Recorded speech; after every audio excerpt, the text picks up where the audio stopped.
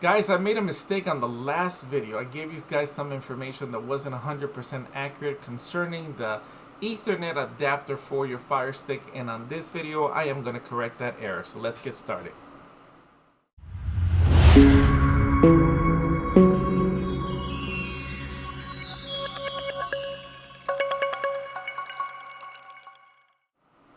Hello everyone and welcome back to DFM TV. I am Dan the Fire Stick Man. I'm going to make this video as quickly as possible, guys. I'm not going to give you any excuses. I dropped the ball.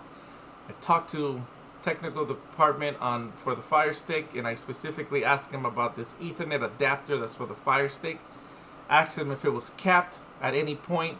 They told me no. So I went with the video, and I told you guys that this was complete junk, that you shouldn't get it, because it's not capped pretty much, and it's not getting the internet speeds that you're paying for. Okay, that's why I ran some tests between this one and the aftermarket, where we're getting around the same results. Truth be told, I should have dug deeper. I shouldn't take what they call technical support at Amazon as their word as in stone, because it wasn't. And a lot of you over the weekend, because I posted this video on Friday, over the weekend I'm getting hit with emails and comments. Hey, that thing is capped at 100. It's not going to get you more than 100. Sure enough, you guys were right. I was like, what? They told me it wasn't capped. I called back, talked to somebody else. Plus, now I dug into doing some research. Got into forums just to make sure and double check. And everybody confirmed that this little device here and the aftermarket is capped at 100 megabytes per second. So that changes my whole perspective on this unit. I said on my last video that this was absolute garbage, and I'm taking that back because it's not absolute garbage. There are people that this will benefit, and let me explain that real quick.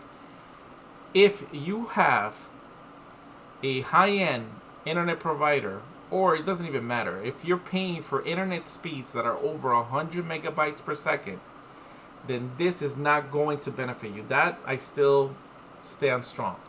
If you're paying for anything over 100 megabytes, 200, 300, 1,000, this is not going to benefit your Fire Stick, because your Fire Stick will get way more speed doing it Wi-Fi than do it with this, because this will only go up to 100 megabytes per second.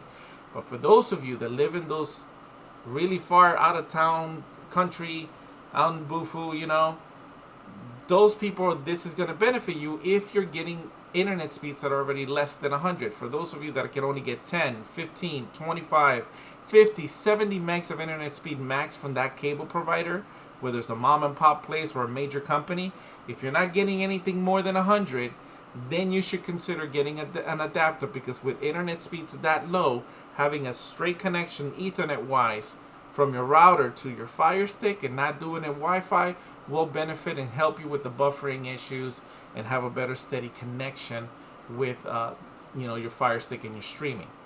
But there's a scenario that also needs to take place in your home before you consider this, and that needs to be that your router or your modem, whatever you're going to be hooking it up to, needs to be close to the Fire Stick, where you're going to be hooking it up to. So for instance, if you have a TV in the living room and your Fire Stick's right on that TV, then your modem and router need to be nearby, because you're going to be running an Ethernet cable from this thing to the router and then right into the Fire Stick.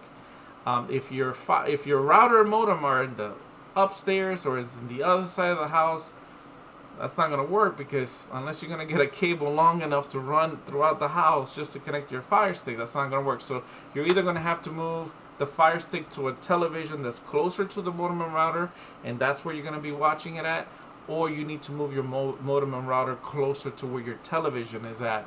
And some of you may have the connections close by to be able to move that modem over, or if you have a mesh system, this will work with a mesh system. If you put one of those mesh devices close next to your television, you should have an Ethernet input, and even though the mesh is wireless, this is still going to work it should work fairly well. It's not going to be 100% like if you're connected straight to the router, but it's going to definitely improve your services if you get one of these bad boys. So there I am, taking it back, stating that this was complete trash. There are people out there this will benefit, and I don't want to take you guys for granted. And the comments that you guys left me really mean a lot to me. I asked for them at the end of my last video, saying please leave me comments, tell me how they work, and you guys did. And I failed. I dropped the ball, and I promise to be better at that in my future videos to make sure that I give you guys more accurate information. But again, I'm human, and I learn also with your feedback. So I'm asking you guys to continue to leave feedbacks on my video. Please accept my apologies for the mistaken error that I made and jumped the gun and started saying things about this that I shouldn't have said.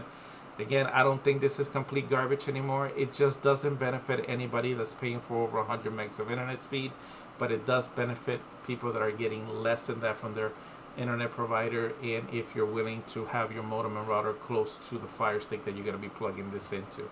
Thank you guys so much for taking the time to watch this video, and until the next one, I am Dan the Fire Stick Man, your source for entertainment. Happy streaming.